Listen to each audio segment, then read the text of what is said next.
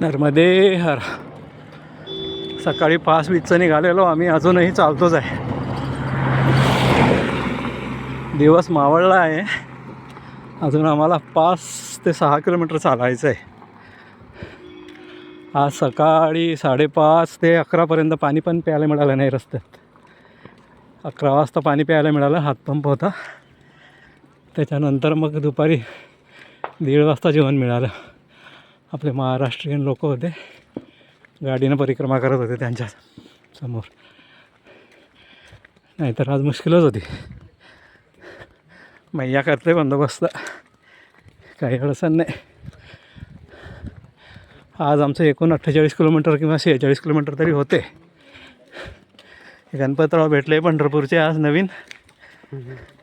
पुढं चालले ते संभाजी शिंदे, ते पण पंढरपूरच्या आसपासचेच आहेत. हिंगोली हां. आणि चित्ते सर आजही सोबत आहे 10व्या दिवशी. नर्मदे हर.